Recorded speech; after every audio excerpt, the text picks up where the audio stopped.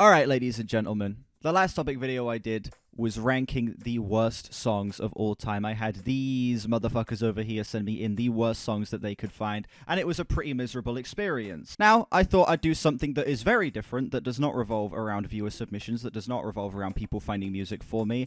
I had Space Ashes go and find me about an hour's worth, an hour and a half's worth of music titled The End, or adjacent titles as such. There's, of course, some exceptions that bend the rules slightly, like In the End by Linkin Park, or I Know the End by Phoebe Bridgers, but they're all roughly titles adjacent to The End. Now, you may be wondering, where did I get this idea? Someone we don't talk about did this a while ago, and it was one of the most fun videos that he ever did, in my opinion. I had a lot of fun watching that. I thought it was a unique topic. I thought that it was a very fun, goofy idea just to rank a bunch of songs with a common title, so I decided that I would be doing the same. This is not my final video, don't listen to Aramax. Yeah, we got 20 tracks here, ranging from a whole bunch of different genres, from a whole bunch of different decades, a whole bunch of different eras, and we are going to be putting them all into this tier list right here. Where the fuck is my camera? This tier list right here, ladies and gentlemen. We got the highest of highs, good shit, pretty alright, mixed on it, ass, hot ass, and AIDS in the form of music. We have, so a lot of options to choose from here. All 20 songs in order. Let's just get started with this shit.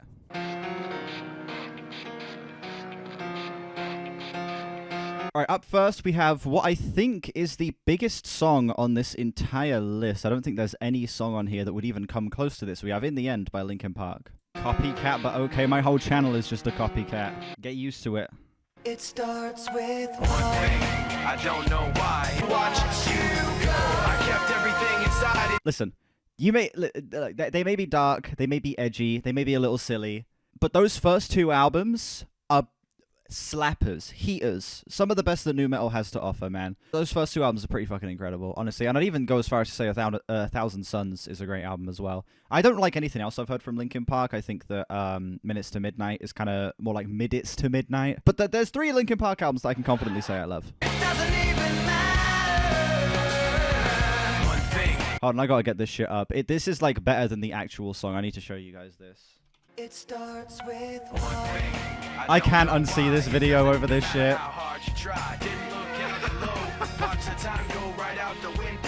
I'm not playing this whole thing. You need to watch this if you have it. It's so good. It's so fucking funny. I love that. The lip sync, honestly, for a Source filmmaker animation as well, it's really good. Like, just what a pairing, dude. Mike Shinoda and Chester Bennington, they play off of each other so well. Ronnie Radke of the 2000. No. We are not. No. We are not comparing Chester Bennington to Ronnie Radke. Invalid opinion. Can I ban you from here? No, I can't. You're lucky that I can't ban you from my fucking OBS window. And then it ends with the iconic fucking piano line at the end of the song here. This isn't a Linkin Park song I find myself really wanting to come back to as much as some of their other bigger singles, like not Paper Cut, One Step Closer, or Faint, or even say some of the singles off of Minutes to Midnight as well, like Bleed It Out. I think is a better song than this as well. But In the End is an undeniably pretty great track, and a nice kind of, I guess, introductory piece to what would be this early era of Linkin Park. It's kind of a thing that encapsulates all of what you'd come to expect from them from this time, like Meteora and Hybrid Theory era Linkin Park, where it's got all of the edgy cheesiness, Chester Bennington's crazy growled vocals, the super hard guitar riffs, the wild guitar tones as well, the expert blending of hip-hop and metal as well. All of it kind of coming together to create something that is very angsty, can be read as a little bit like emo leaning in the derogatory term, but I feel like it's just well balanced enough. It's just like that right balance of edgy and self-aware to the point where it kind of comes full circle and becomes great again. I really love this song, and I think that while it's not my favorite on Hybrid Theory, it's well deserving of being the band's biggest single. Is it the biggest single, or is Numb the biggest single? It's between this and Numb. I would give this like a solid 9. Low to solid 9. Song is fucking incredible. Whacking it on the tier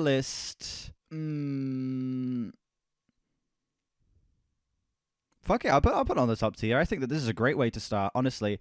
Considering like how good of a new metal song this is, considering how iconic this track is, how heavy it is, how just endlessly replayable it is, in my opinion. Even if I don't come back to it as much as other Linkin Park songs, it just deserves to be in the top tier. I think we are starting on the biggest of W's possible.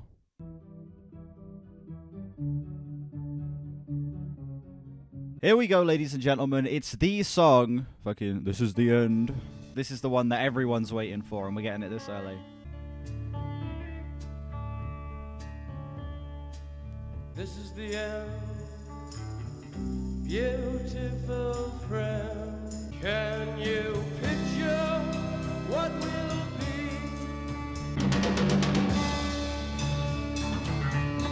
be? It's so, like, brooding. There's something about this. I think the skeletal nature of the instrumental mixed with how, like, dark the tones of this song are, everything just kind of feels so, I don't know, emotionally empty. There's something that's just so full of despair about this. It's already been 6 whole ass minutes of this song. One of like those songs that just feels like traveling through time. It feels like it's been 2 minutes. This song does such a great job at fully immersing you, at fully just locking you into this very loose, swingy kind of feel that they implement here. I think that kind of that looseness is what allows the darker aesthetic of this song to kind of shine through, in my opinion, because that looseness gives this song that roomy emptiness, and it's exactly what allows the emotion to kind of come through in Morrissey's vocals, in my opinion, because it doesn't feel as tight, it doesn't feel as formulaic as it would if it was in just like a straight 4/4, and I think that jazziness just allows the emotional emptiness, the emotional freedom that comes with the emptiness as well, to kind of come through a lot. I love that choice to have this be a swung instrumental. Did I say Morrissey? I meant to say Morrison. Whoops! He took a face from the ancient gallery.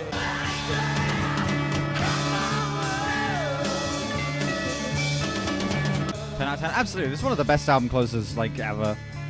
It's such a crazy, ambitious statement for a song released in 1967. Oh yeah, we get the iconic Buck outro. Yeah, come on, come on.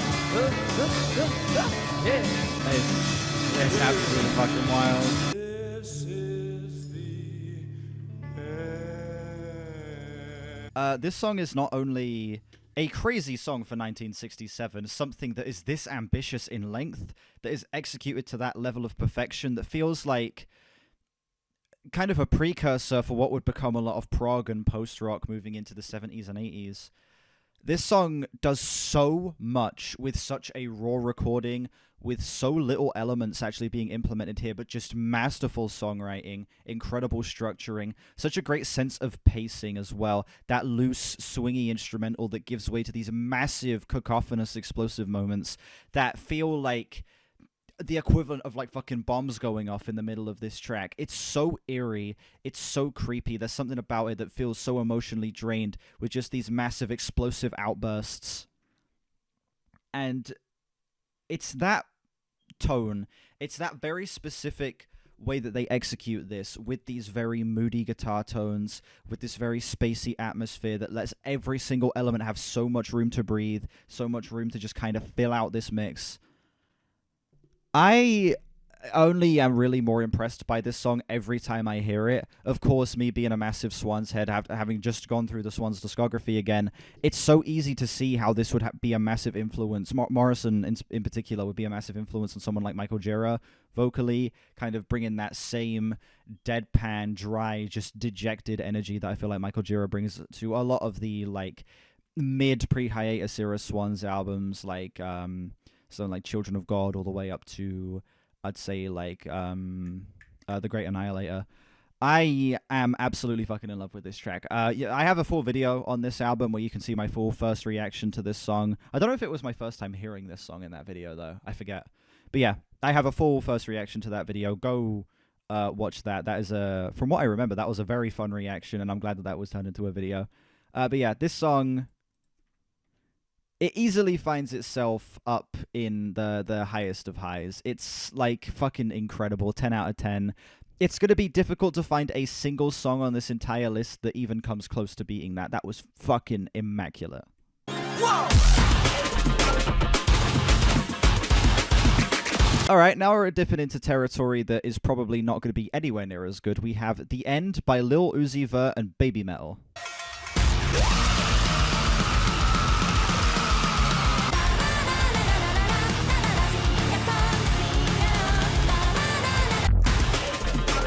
Music has changed a bit, yeah. Imagine being in the 60s being like, man, I wonder where music is going to be in 60 years. You know, it's so exciting to see where the technological advancements will take us. And we end up at The End featuring Baby Metal.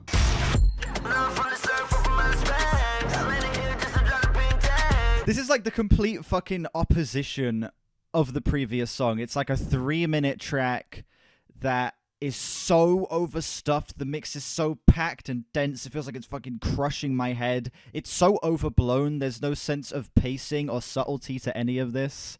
We are getting the complete antithesis of that Doors track immediately. Fucking mega far. Feels like 3 different songs stitched together. It really does. After 2 pretty incredible songs in their respective genres, In the End for nu metal and The End by The Doors for 60s rock, The End featuring Baby Metal by Lil Uzi Vert is some hot ass, some actual hot ass. I'm obviously familiar with Pink Tape. You know, it has that iconic, where is it? Has the iconic Chop Suey cover that everyone knows is the best song of all time, better than the original. But I've not really heard much else off of this, and I've got to be honest, that shit was absolutely intolerable. Legit, just some of the most ass mixing. Feels like it's just throwing as many sounds at the listener as possible for the sake of cheap shock factor. None of any of these sections feel like they come together in a way that's cohesive, or even like they complement each other in the slightest. Feels like we just have one section, then we teleport over to another section, then we teleport back to the first section and go on to another one. There's no through line throughout a single second of this song. And also, Lil Uzi Vert and Baby Metal are just an odd pairing in general. I don't know if this collab even needed to happen. That was some actual ass.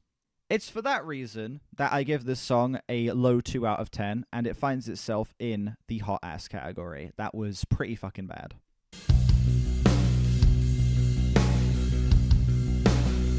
Fucking hell. Up next we have The End by Kings of Leon. Everyone's favorite band. This could be the end. Sitting on your throne. You're praying what the fuck. Feels like he's always channeling like 5 different vocalists at once and never is able to add his own spin to the vocals at all. It literally just feels like I'm hearing a mix of influences with nothing being added onto them. It's just creating noise, you know? Such a dead instrumental as well. Yeah, the song is so boring. It doesn't do anything. It's not going anywhere. Lowest common denominator, highest possible target audience music right here. If you guys want to know, I'm like messing about with something. I'm playing with a headphone splitter. Playing with this headphone splitter is more interesting than this fucking song. Well, that was fucking boring. Can't even be bothered with this outro. That was fucking terrible. Feeling a low 3 on that song. That was... I had more fun playing with this headphone splitter in my hand. That doesn't even do anything cool. All I could do was like spin it about. That's all I could do. I had more fun playing with this than listening to this song. That was literally as interesting as a fucking cardboard box. Okay? I found absolutely no sense of wonder, no sense of life, no sense of even the slightest bit of emotion in that track. It is just truly drab, colorless, desaturated rock music that is going for the broadest appeal, and it feels like it doesn't reach that appeal in any regard. There's not a single moment of this track that feels like it actually reaches its demographic, because it plays it so safe to the point where there's not even an interesting hooky moment. There's not even like a fascinating lyrical like motif to follow along with. There's nothing here. It's just the most basic like, oh, this could be the end of my existence. I've got nowhere to go. I'm at my wit's end. It's like, yeah, fucking, could you at least have some interesting lyrics? Maybe then you'll have somewhere to go. If you actually write some interesting fucking lyrics, you could take yourself down some interesting mental rabbit holes. But no. Just playing it as safe as possible, going for the broadest possible audience, and getting nowhere with it. It's not quite as bad as the Lil Uzi Vert song, but it's still pretty fucking bad. It finds itself in the ass tier. Not good at all. Now come on, come all to this tragic. Oh shit, we got a classic up next. We have The End by My Chemical Romance. So throw on the black dress, mix in with the lot. I filmed like 2 or 3 separate videos on this album, and none of them have ever been uploaded. The first one, I didn't record it properly. Second recording just wasn't that interesting. And I don't think I did a third one, actually. I think it was only the 2. Maybe it's about time that I actually get a video filmed on both this and 3 Cheers. I think that could be fun. Damn, I forget how good the production here is. It's like actually pretty heavy, you know? If you're watching this like, I don't know, a couple months ahead of time, check my channel. Maybe a Black Parade reaction exists. Now, typically that would transition into Dead, which is a pretty great transition. And I'm going to be honest, that is where the problem lies with this song. Is that it only works if you play Dead with it. Okay, so this song isn't really meant to be consumed as a singular piece. The End and Dead are one track that's split into 2 parts. So listening to The End on its own can feel a little anticlimactic. It's like you get the build-up and then nothing happens. So I'm not going to judge it as an individual song. Now, if I pair this with Dead, this becomes like one of the top songs on the list. These 2 songs back to back, one of my favorite album openers ever. I think that this is just such a crazy, theatric, batshit way to kick off an album. I think that it's legitimately one of the most striking starts to an album I have ever heard. One of my favorite starts to an album I've ever heard. There's just something so immediately gripping about this. There's just something so immediately, like, it sets itself apart from other theatric pop punk, like a fucking Panic at the Disco or anything like that, because it's legitimately dark. There's something so fun about the twisted sense of humor of these first 2 tracks as well, and I think that Gerard Way's vocal performance is giving like that Freddie Mercury-esque larger-than-life theatric performance, except in a way that feels like it's able to incorporate the darkness in a way that isn't corny, that isn't feeling like it's, you know, going too hard into trying to be edgy or create a dark aesthetic for the sake of it. It's actually legitimately dark without feeling like it needs to force it too hard. For that reason, I would probably put The End in good shit.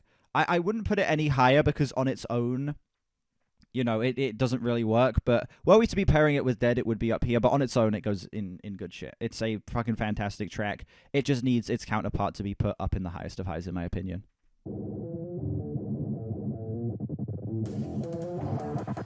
Time for shitty FNAF metal. That's right, ladies and gentlemen. We have This Is the End by NateWantsToBattle.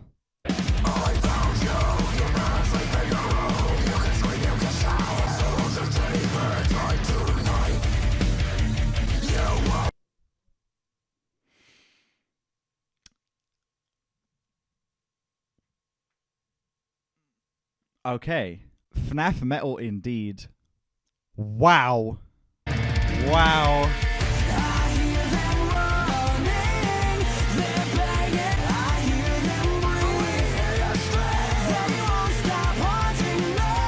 I wasn't expecting the dog shit cleans to come in. That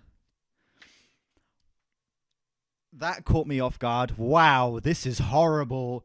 Oh my, every single part of this, man. Yeah, it's competent, absolutely. It's just the musical ideas themselves are so fucking stupid. Oh my god, this is just bad idea after bad idea. With competent execution, 100%.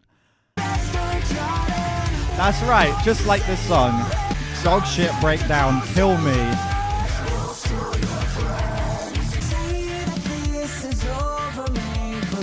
What? What is this? Oh, it's so silly. What is this? Oh, this is cinema in the form of music, dude. This is how you think Fall Out Boy sounds? Fall Out Boy... I thought he said the R word then. He said some things are best forgotten. It sounded like he said the R word.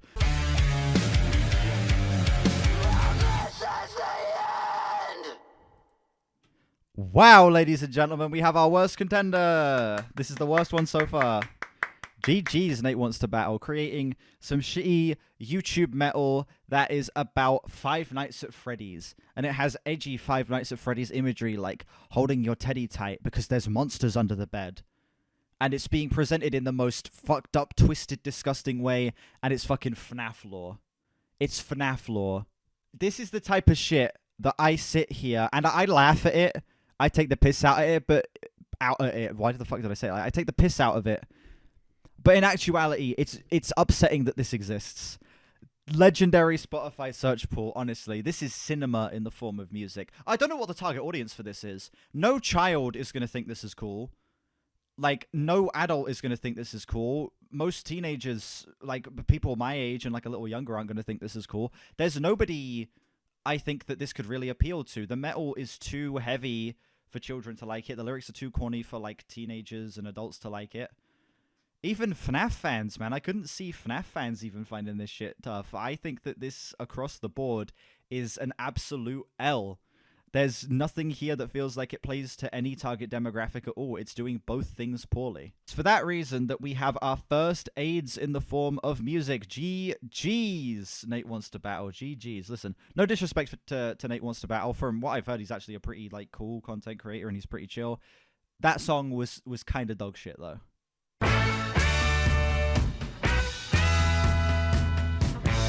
Following that, we have another classic. We have the biggest tone shift possible. We have The End by the Beatles.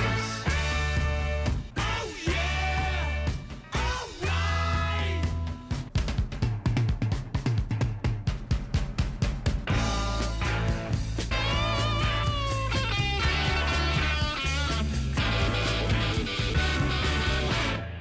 And in the end.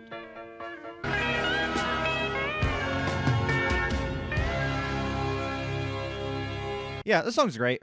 I really enjoy this track. Some pretty great soloing across the board. Ringo gets a decent drum solo.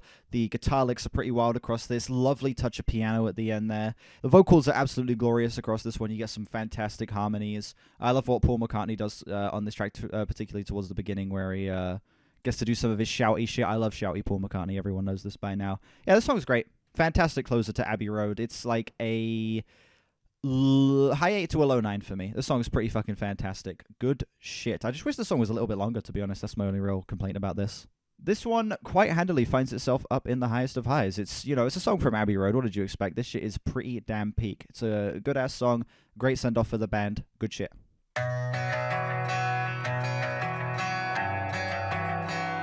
We're back into questionable territory, ladies and gentlemen. Up next, we have The End by Five Finger Death Punch. It's hard to tell these days in which way that we're falling. Why does he sound like that? I don't know. This is already off to a rough start.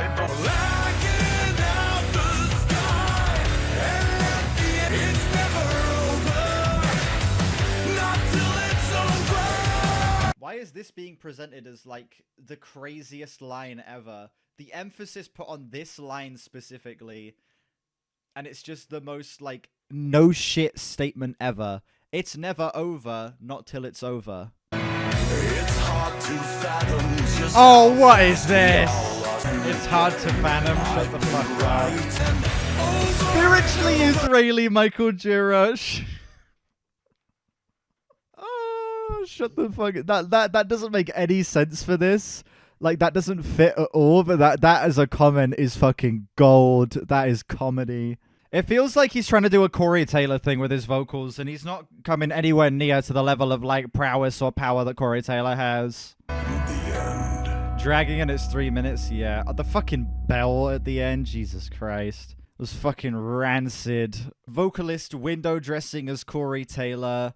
This instrumental is somehow able to make itself feel like it lasts an eternity, despite being only fucking 3 minutes. This entire song just feels like it's overbaked, overcooked, like it was left in the microwave for an entire hour, and all of this radiation is spewing off of it. It is nasty. Absolutely nasty, and not nasty in a way that metal music should be, like a way early Slipknot would be, which this is trying to be an overproduced version of.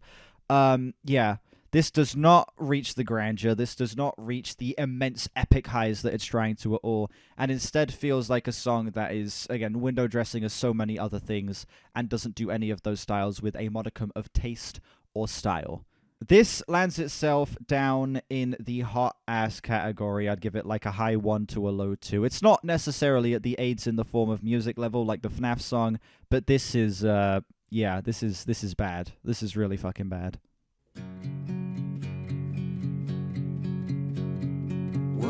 Following that, we got Pearl Jam, my favorite of the grunge era, guys. I love Pearl Jam. What were all those plans we made now? Just want to grow. I will take the blame, but just the same. I don't hate this. It's just surprisingly boring. Like, for an acoustic song with like this like swelling string arrangement, I wish this would like just do a little more, you know?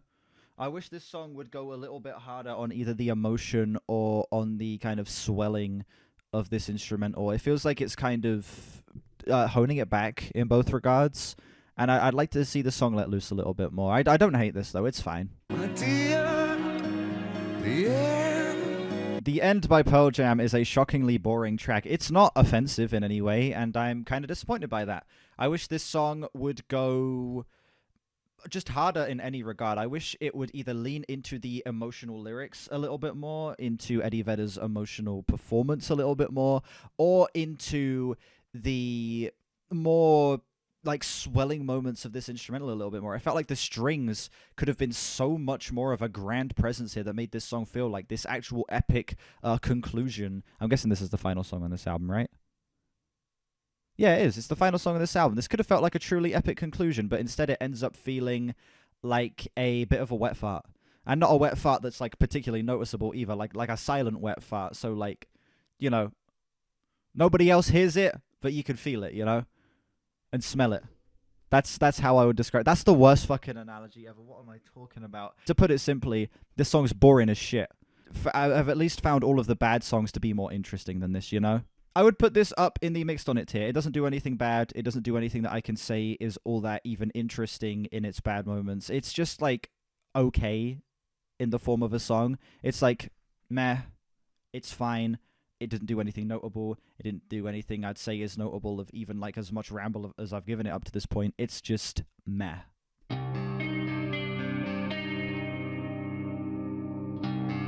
Fucking Bullet for My Valentine up next, dude. This isn't a terrible intro. Setting a nice kind of haunting scene here. Drum sounds a little weak. A little too dusty. This is a thrash metal and metalcore album.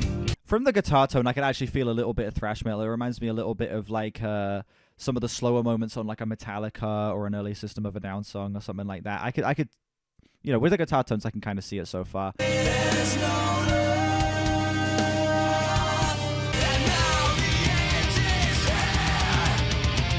Yeah, could we turn the drums up just a little bit louder, please? I want to go deaf.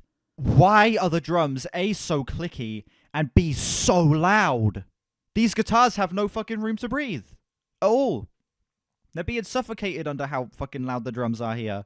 And also, it's a bad drum sound in general because it's so clicky. You don't get any low end. You don't get any of the actual impact. It's just these loud clicking sounds. It's so annoying. The song itself is fine. It's just this mix is a little rough.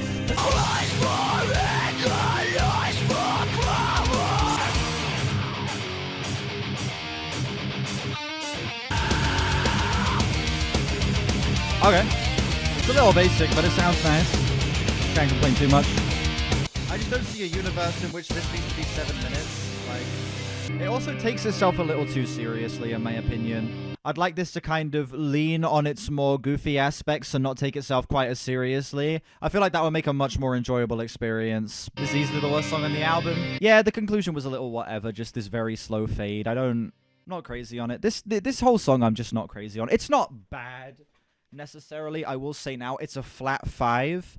It's got some decent ideas, but it doesn't string them together in a way that's like cohesive or interesting at all. I think that this mix is really rough. The drums are just way too clicky. There's not enough low end, and they're way too loud. They drown out everything else here, and like the guitars and the vocals don't get any space to breathe when you go into the heavier sections. I think that also the structure of this track is very unfortunate, as it finds itself just slogging along at 7 minutes.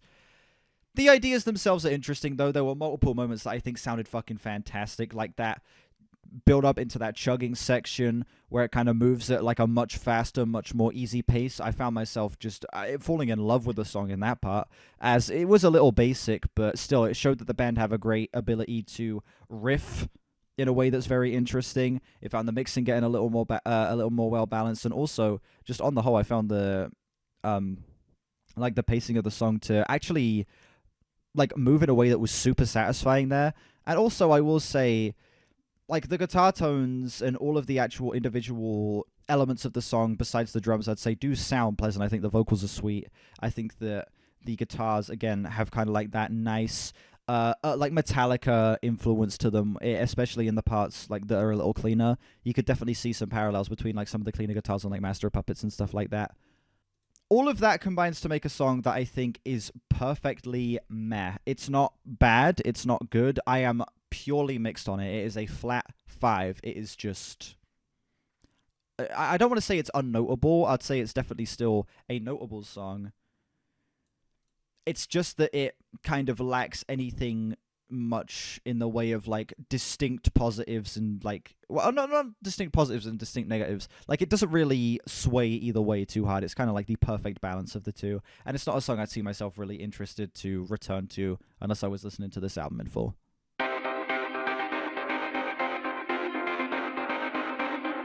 Following that up, we have The End by Simple Plan. Okay, so immediately this sounds nothing like I expected it to. What the fuck is this? I've been trying to tell you something, but you never understand. I see you next to me, but still you feel so far away. Where did we go wrong? Don't let me go. Kinda goes hard. Why is this low-key the best Simple Plan song you've heard? Honestly.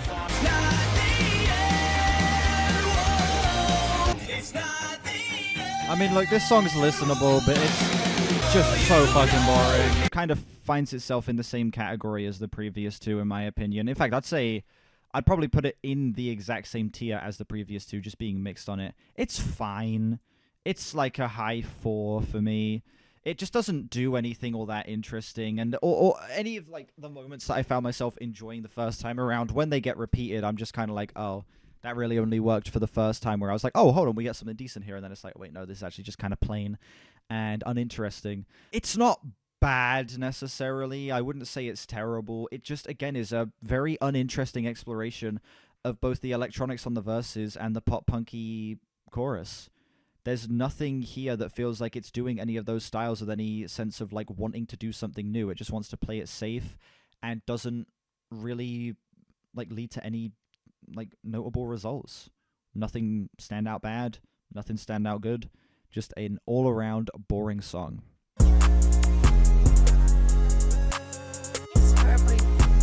Up next we have The End by Ken Carson. Thought you was my lover, but you just a slut. And I know this album is 0. I get fly on rock no raw. Hell nah, nigga, this not G-Star. I get high, go to Mars. I rock this shit like Green Day. Rock this shit like Green Day, huh? This unironically reminds me of fucking Cash Crabs, except Cash Crabs is actually peak. There's been a running trend of these songs being surprisingly just super boring. I can't pull anything out of this. That was it as well. Like, it was so fucking short. What an unnotable fucking piece of shit song. Like, I can't sit here and say it was downright horrible. I was just so fucking bored by it. I would put this in the ass category, though, because it feels like it's so boring and so forgettable to the point where I was actively, like, kind of offended that the song even exists in the first place. That song serves no purpose.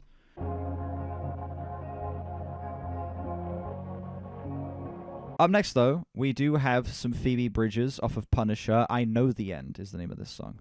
Somewhere in Germany, but I can't place it. Like a wave that crashed and melted on the shore. Kind of a nice somber start to this. Park, we watched When the sirens sound, you'll hide under the floor.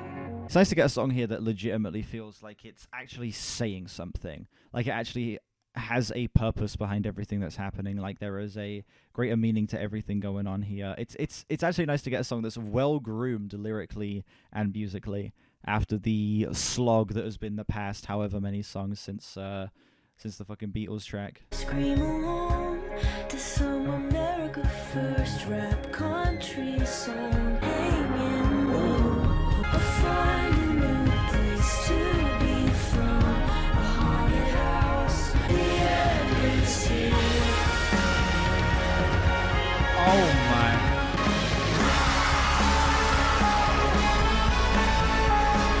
Ooh. Holy shit, what a fucking journey of a song. After the dog shit, 5 tracks we've had since the Beatles song, getting something that has that immense of a progression, getting something that is that emotional, something that is that genuine and raw and honest, that has that amount of lyrical intrigue, that has that beautiful of a build. Holy shit, that was just such a... that was like the fucking opus of the playlist besides the Doors song, in my opinion. God damn, that song was fucking stunning. That was a mind-bending track, seriously. Something so spellbinding about these little elements that get thrown into the mix here, like when the drums finally start coming in, when those extra layers of synth and guitar get layered on top of this, the way that Phoebe Bridgers' vocals kind of reach these crazy, insane highs, even that scream towards the end there was absolutely manic. Something about that song felt like just expelling all of these emotions as they finally start overflowing and the bubble starts bursting, and it's just this final moment of release. I love that. That is one of the best songs on the entire playlist, in my opinion, and that is making me realize that I do need to get to that album. I'd give that song genuinely like a solid 9, and I'd put it up in the top tier. That is one of the best examples we've had on the entire list. Easily like a top 3, top 2 contender for me.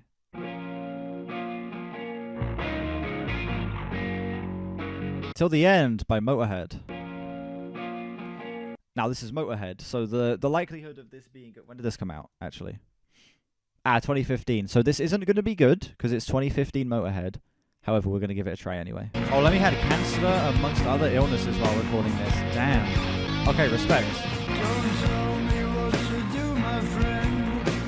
This instrumental is actually really well groomed and well balanced.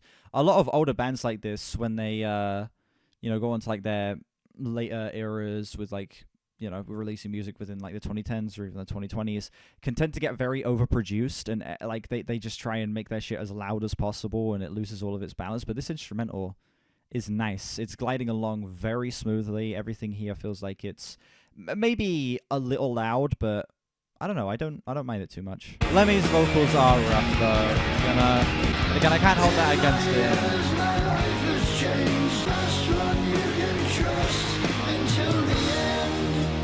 Yeah, the guitar work on that chorus was just so fucking uninteresting.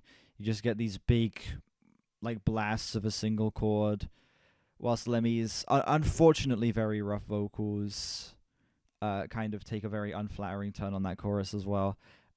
It's a little rough. The song isn't bad, it's just a lot of these circumstances are resulting in this track feeling, I don't know, just a little bit...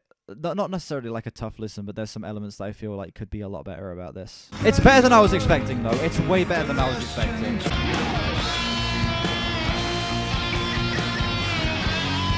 I don't know. This is surprisingly like well put together. I can't nitpick this too much.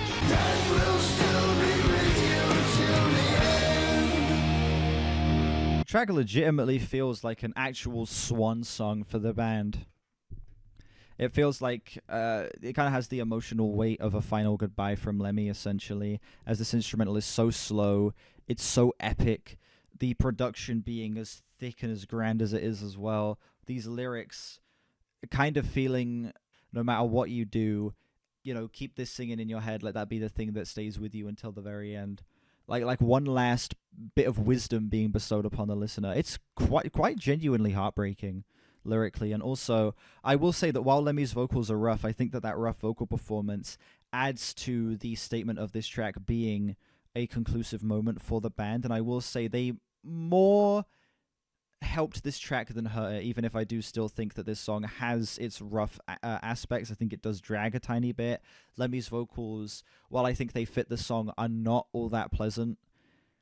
And it's still very impressive that he's able to give the performance that he does despite all of the circumstances. Of course, I can't hold it too much against him. But it does make the song, I don't know, feel a little bit more tough to stomach at points, just hearing just how rough his vocals became in his later years. And again, that's not something I can really hold against him necessarily, so I'm not going to let it dock points from the song too much. I would give this track a 7 and put it in the pretty alright tier. It's solid. It's a low 7, way better than I was expecting. A 2015 Motorhead song should not be as good as this, but no, this track genuinely packed a lot of punch. It was emotional. I think that it was able to put across its very intense feelings in a way that actually left me thinking and actually left an impression on me. I was impressed by that. Very impressed by that. 2 a.m. Up next we have The Ends by Travis Scott. This off of Birds in the Trap. I've been on a long way drive. Okay, I got it, copy. 2020, but I can't see nobody. Ain't making friends, we just making hobbies. Know that one mark newspaper stand, we press the issue. We ain't sending shots, we launching missiles. Yeah, these slower sections, not great. To them, I'm a big dick, a check and some laughter. Could've been me or could've been you too. But what a memory of me needing to lose. Yeah, in the ends, I'ma kick your dough down, oh yeah. Ooh, man, it's just slick as hell. Now, gripes with this song. The mixing is kind of shit, okay? Everything is way out of whack. These drums are way too loud. Travis's vocals feel like they're being like... It sounds like the microphone is inside his mouth. That is how fucking out of balance his vocals are there. But the instrumental goes so fucking hard. The switch-ups are great. I think that it starts off with kind of like this fun 90s boom bap thing with kind of more high-end sounding drums instead of like the more bass-heavy, attack-heavy drums that you'd be used to on actual like 90s boom bap albums. And then it switches into like this trap thing in the back half, and it is so fucking fun. Both of the beats are incredibly tasteful. The production, mixing aside, is absolutely gorgeous. It's able to be so creepy. It's able to be kind of twisted, almost having like a fucked up sense of humor to just how ridiculous this instrumental sounds, feeling like it's bordering on like having some horrorcore influences whilst not going fully down that route, in my opinion. That was very fun. That was a very fun song. There's a little bit of mental debate going on in my mind right now as to whether I'd put it in pretty alright or good shit, but honestly, comparing it to that Motorhead song, I think it would belong up in good shit. That song was very fun. Found myself really enjoying it for the most part, and despite how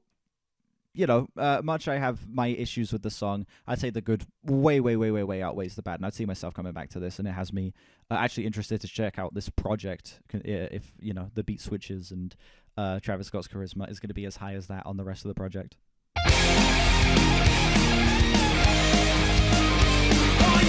Metallica Worship up next. It's really good. We will see about that. We got The Bitter End by Sum 41. Metallica Worship indeed. Wow. Literally sounds like 4/4 Master of Puppets. Oh my god. There's no telling my mind when it's over what his son will be. You can't escape the bitter rage.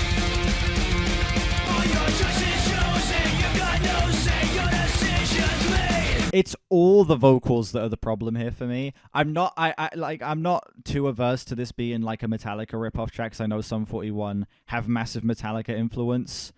I think that this instrumental is actually solid. And it's doing this instrumental like pretty tastefully as well. Like, yeah, it feels very much like a Master of Puppets era track, like the title track or Battery or something like that. The solo felt very Battery, and then the intro of the track felt like a 4/4 version of the main riff on Master of Puppets. These vocals are pretty shit, though. I really, really hate just how much... I don't know, how much of, like... I describe it as, like, the pop-punk growl. Like, when a pop-punk vocalist kind of goes into this very phlegmy sound. Like, it sounds like they've got about as much saliva in their throat as they could possibly get, and the vocals just sound wet as fuck. I really don't like that vocal style when it comes to pop-punk stuff, and it is... it's being delivered in spades here. Like, the instrumental's decent though, so...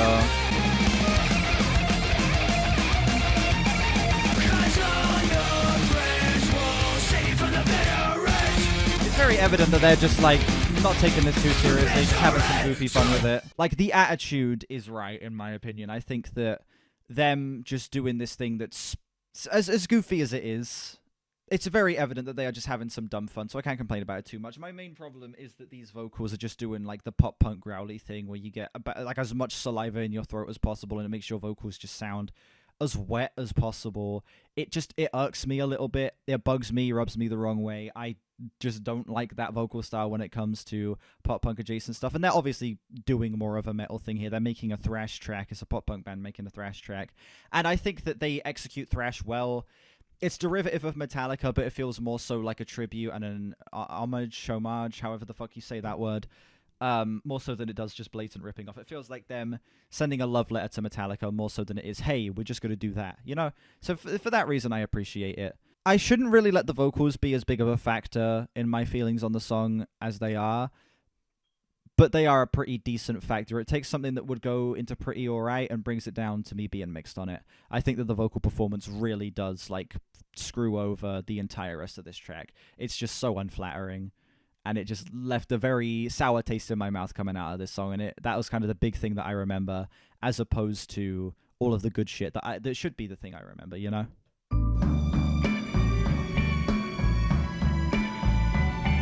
Alright, up next we have To The End by Blur. It's off of Parklife. I have a video on this album.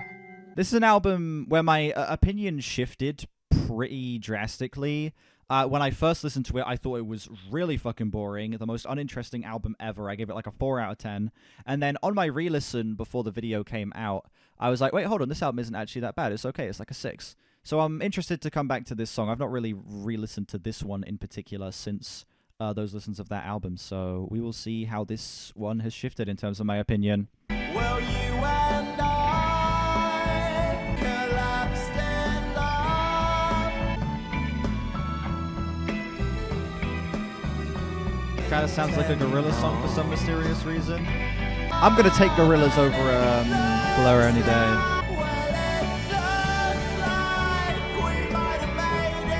Oh, I just remembered why I didn't like this album. This album advertises itself as, like, this satire and commentary on, like, UK life. Like, particularly on London as well. Like, life in a UK city. It, like, with both a song like Girls and Boys that opens the album and Parklife as well, it really sets itself up to be, like, this comedic take on UK, like, you know, city life. And it just turns into this absolute drag that does nothing in the way of that at all. There's a handful of tracks that kind of dig into that, but it gets so self-serious, and it kind of loses that satirical charm that a song like Girls and Boys and Parklife have. And it got very irritating. I'm not going to play this as a low. I'm going to play a better example of what this album should have been. It's fucking boring. Right, let's compare that ass to the album that is advertised to you within the first 4 tracks. See, immediately, fun riffing, sweet guitar tone. Confidence is a preference for the habitual voyeur of what is known as Brewer's Group. He gets intimidated by the dirty pigeons. They love a bit of him. See what I mean? It's great. It's silly. It's satirical. It actually has something to say about, like, London life in the 90s. And then the rest of this album is just like, yeah, I guess we can make some other songs. Sure, we can make this out. How long is this album? It's like a fucking hour long or something. It's 16 songs, and the total runtime is 52 minutes. This album could have been trimmed by like 30 minutes, and it would have been way more enjoyable. To the End finds itself in, like, the fucking mix on it tier. I don't have any strong feelings about that track. It's so boring. It doesn't say anything. It doesn't go... Oh, fucking hell. It doesn't go anywhere. It literally feels like the most desaturated nothing burger of a Blur song possible. And it's so disappointing that that's what the album turned out to be, because it had such promise. It had a crazy amount of promise. And it ended up just being... The album's fine.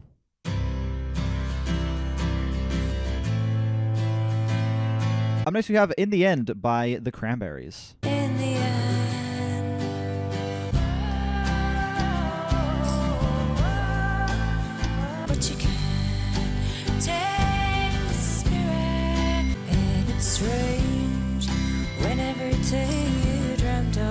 liking the very soft, almost glossy feel of this song. What, that's it? Really? That brief of a runtime for a song like that? Really? That song was decent. It's like a low to solid 7 for me. Pretty track. The Cranberries creating a song that is genuinely quite ethereal, a song that packs a lot of emotion lyrically, and a song that I feel like provides one of the better vocal performances I've heard from her as well. I just wish this song wasn't as brief as it was. It really does feel like it just ends, you know? Feels like it sets up something actually pretty engaging and pretty incredible, and it just cuts it off way too soon. I could have, like, really done with another 2 minutes of that track to really just let this instrumental play out, add some new elements into the mix, just allow it to flourish and kind of like spread its wings properly. But it feels like they just kind of cut it too short. They don't really allow it to do that, and as a result, it makes the song feel a little incomplete, and it leaves me kind of with the feeling of, you know, it was a good track, but just ended way too soon. This song finds itself in the pretty alright tier. It's good, it's solid, 7 out of 10 territory, but I feel like it could have been a lot more than it was. I just really wish that they extended that and let that instrumental really flourish at the end there. Wake up. I was thinking about how there's no true end to anything. Alright, down to the final two. Up next we have The End by Magdalena Bay. Everything comes from and goes to the same place. Nowhere. Like the rosy haze of an I love that the album ends with the end and starts at the beginning as well. The End by Magdalena Bay is a fun opener. I don't even know where I'd put this on the tier list, to be honest. It's a 30-second like introductory piece that actually leads into the opening track. I'd put it in the pretty alright tier. It does its job. It's a fun, like, catchy, I guess, kind of instrumental. Has like some cool pop elements, and I think it does genuinely lead into the actual opener of the track pretty strongly. But you know, I can't really put it any higher because as a song on its own, I'm never going to come back to that shit. So it's pretty alright. Actually, I'll put it in good shit. Actually. I feel like, no, I wouldn't put it down on the same level as these two because it actually does its job really well, whereas these two feel like there could be drastic improvements, but it's still alright. This puts it... No, this goes here. This goes here. Goes in good shit, actually. Yeah.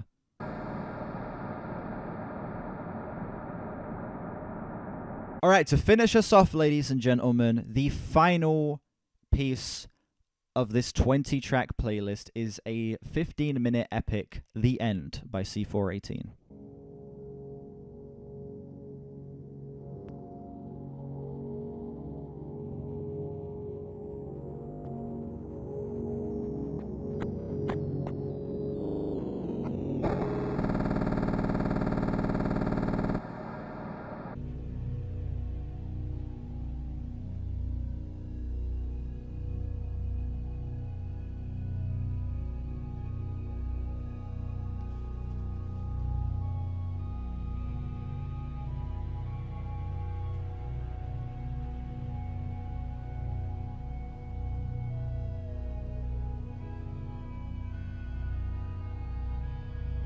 Getting very immersed. Shit's pretty incredible. It's as good as Volume Alpha so far, dude.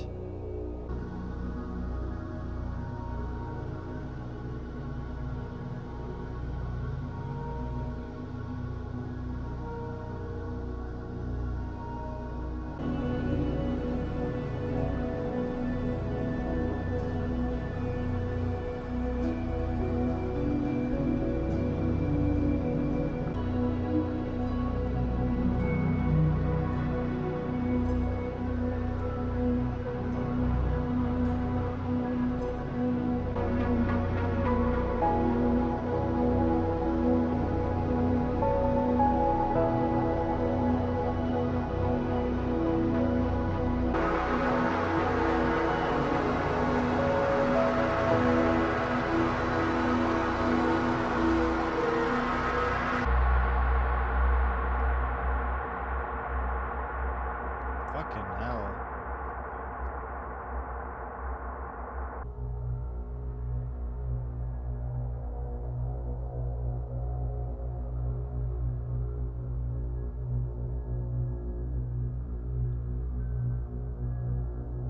Feels like the entire song's like submerged underwater in this part.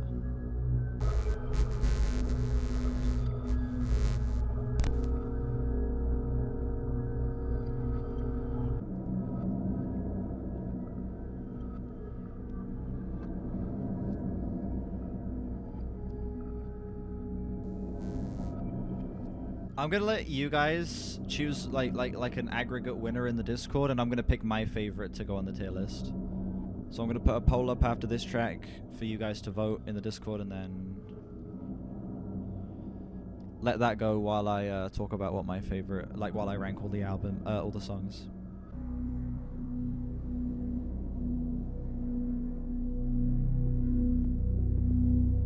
Oh my god.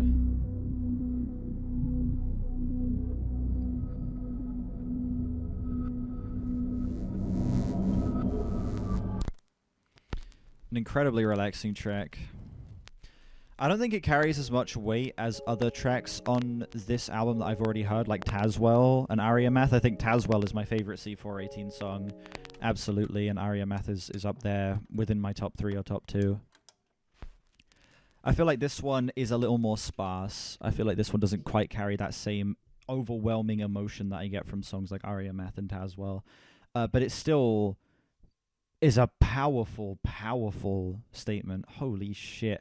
15 minutes of why C418 is one of the best ambient artists that I've heard. Easily, I think that this is just some absolutely stunning environment building, some fucking flawless production. Every single sound that's implemented in here, the callbacks to Volume Alpha with the intro and outro kind of turning into this very deeply saddened retrospective, I don't know, of what has come before. Very fitting for a song titled The End. I really love that.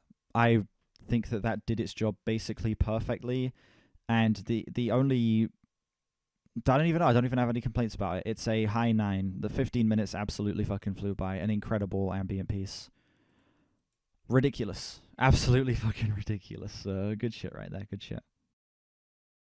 I would put The End by C418 up in the highest of highs, easily. One of the best picks of the day, absolutely. One of the best on this entire list. This song is an absolute fucking masterpiece of an ambient track, and I cannot believe how good that shit was. I need to listen to Volume Beta soon anyway, but that has made it very evident that I need to get to it sooner rather than later. Right, chat, you're going to need to pick one from the top tier to eliminate, and I can probably guess which one you guys are going to want to eliminate, but which of these 5 do you want to eliminate? Because I can only do a 4-pick poll on Discord. Getting a handful of outside votes here, but it's seeming like the majority are going for Linkin Park, so we'll remove Linkin Park from this selection.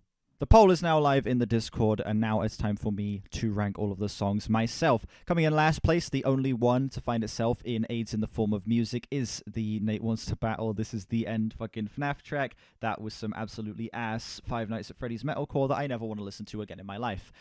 Following that, God, that's a tough fucking pick between these two. Both are some horrible metal. We got some horrible metal towards the bottom of this across the board. I think that I'll put the Lil Uzi Vert above this because at least it was a more tolerable runtime. The baby metal shit was goofy enough for me to say that I at least was able to get some funny enjoyment out of it. This was just fucking miserable. The Five Finger Death Punch. Absolute ass. Absolute ass. In the ass tier, I'm going to put...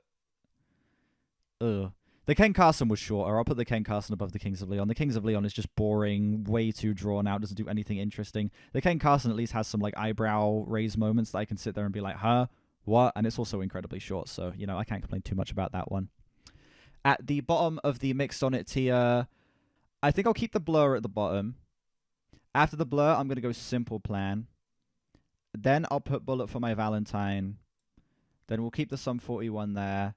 And we'll have the Pearl Jam go at the top. That's how I think I'd place the Mixed On It now. A lot of these could be interchanged. I feel like a lot of these I have very similar feelings on. They're all incredibly close to each other. Like that could be switched around in any order, and I wouldn't really mind.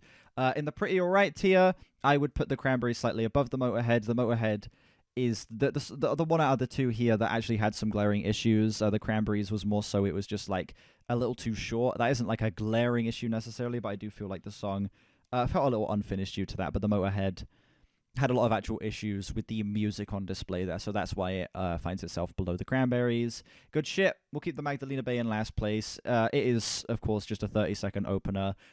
it's not meant to be even listened to on its own, so I feel like it belongs there. Then we will go... Actually, no, I'll keep the Travis Scott there. The Travis Scott had some mixing issues, but besides that, I just thought it was an absolute banger of a track.